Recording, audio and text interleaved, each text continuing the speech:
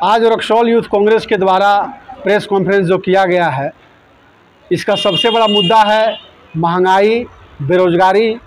और खाद्य पदार्थ पर जीएसटी। आज देश में भाजपा के शासनकाल का 10 साल बीत चुका है और 10 साल के शासनकाल में देखा जाए तो महंगाई चरम सीमा पे है और साथ ही साथ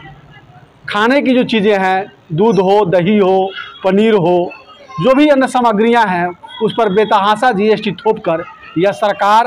अपने व्यापारी मित्रों को, अडानी और अंबानी को और भी इस देश का सबसे धनपति कुबेरपति बनाना चाहती है, जिसको लेकर हमने आज प्रेस कॉन्फ्रेंस रखने का काम किया है। इस प्रेस कॉन्फ्रेंस के माध्यम से हम बताना चाहते हैं कि देश में जिस प्रकार ईडी प्रवर्तन निदेशालय के द्वारा जिस प्रकार कार्य किए जा रहे हैं, न्यायालय से भी बड़ा और सर्वोच्च सदन, देश के लोकतंत्र के मंदिर, संसदीय भवन से भी बड़ा ईडी का कार्य हो चुका है और हमारे नेता आदरणीय आने वाले समय के प्रधानमंत्री श्री राहुल गांधी के खिलाफ, कांग्रेस अध्यक्षा श्रीमती सोनिया गांधी जी के खिलाफ जिस प्रकार यह सरकार बदले की भावना से, देश की भावना से जो राजनीति कर रही है, उसके खिलाफ में हमने प्रेस कॉन्फ्रेंस रखा है। और यह सरकार भली भांति जानती है कि 2015 में जब नेशनल हेराल्ड मामले में किसी प्रकार का आरोप सिद्ध नहीं हुआ और उस फाइल को क्लोज करने का काम कर दिया गया और पुनः द्वेषता की रूप को देखते हुए इस सरकार ने यह कार्यक्रम करने का काम जो किया है, या जो भी आनन फानन में सरकार कर रही है, या देश को भटकाने का काम और गुमराह करने का काम कर रही है। आज़ादी के 75वें महोत्सव दिवस पर, आज़ादी के 75वें अमृत महोत्सव दिवस पर घर घर तिरंगा जो भाजपा लगाने का काम कर रही है। अभी हाल फिलहाल हमारे रावी नदी के तट पर जब देश हमारा गुलाम था, तो देश के प्रथम प्रधानमंत्री और आधुनिक भारत के निर्माता हमारे पंडित जवाहरलाल नेहरू जी के द्वारा जिस प्रकार झंडा फहराया गया प्रथम बार, और फहराने के बाद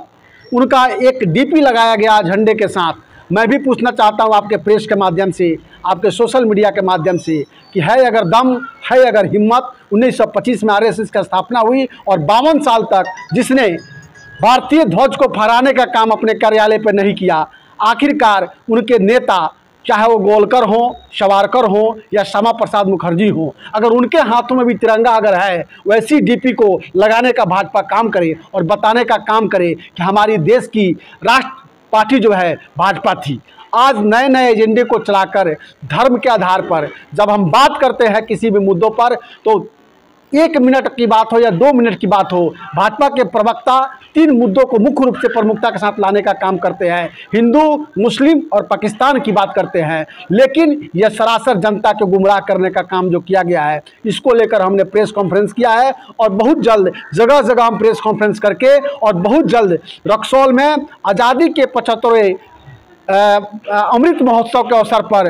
9 अगस्त को, जो अगस्त क्रांति जो थी देश में, जब स्वतंत्रता आंदोलन चल रहा था तो अगस्त क्रांति का माहौल था, हम बहुत जल्द युवा बेरोजगारी को लेकर, बेतहाशा महंगाई को लेकर और जीएसटी को लेकर 75वां साल जुलूस रक्सौल में निकालकर यह संदेश देने का काम करेंगे। यह सरकार सभी मोर्चे पर विफल है और देश को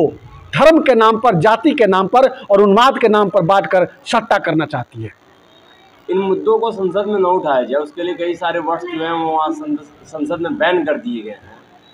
तो आपकी बातें वहाँ पे कैसे फिर उठाई जाएंगी? जर्मनी का एक तानाशाह हुआ करता था जिसका नाम हिटलर था, और इटली का एक तानाशाह हुआ करता जिसका नाम मुसोलिनी था। आज देश में 2 लोगों की सरकार चल रही है, एक तरफ व्यापारी वर्ग में अडानी और अंबानी, दूसरे तरफ देश में मोदी और शाह की राजनीति चल रही है। यह तानाशाह के द्वारा फरमान है। आपको पता नहीं है कि देश की आज़ादी के 75 साल जो देश में भाजपा मना रही है, आखिरकार यह अघोषित आपातकाल लगाने का काम जिस प्रकार भाजपा के लोग कर रहे हैं, इसको लेकर हम बताना चाहेंगे, चाहे वो संसद भवन हो, चाहे लोकतंत्र की मंदिर जो है, जो भी हमारी बात को रखने का काम विपक्ष करता है, उस विपक्ष को दबाने का काम यह भाजपा कर रही है। यह सोची समझी राजनीतिक है और इसके तहत भाजपा जो है बैकफुट पर जाने का काम कर रही है। लेकिन हम कांग्रेस के कार्यकर्ता निडर हैं, राहुल गांधी की सेना है, सोनिया गांधी की सोच के साथ हम चलने का काम करेंगे और कांग्रेस चट्टानी एकता के साथ देश की आवाज़ को उठाकर, लोकतंत्र की आवाज को उठाकर देश को मजबूत करने का काम करेगा। अगर देश में विपक्ष की आवाज़ को दबाने का काम किया जा रहा है, और वहीं दूसरी तरफ अगर आवाज़ को दबाने का काम किया जा रहा है तो कहीं ऐसा तो नहीं कि वो अगर बोलने की आज़ादी में लोकतंत्र देती है तो उस लोकतंत्र के साथ खिलवाड़ किया जा रहा है। जब अंग्रेजी हुकूमत यहाँ पे शासन करने आई थी उस समय बहादुर शाह जफर का शासन चल रहा था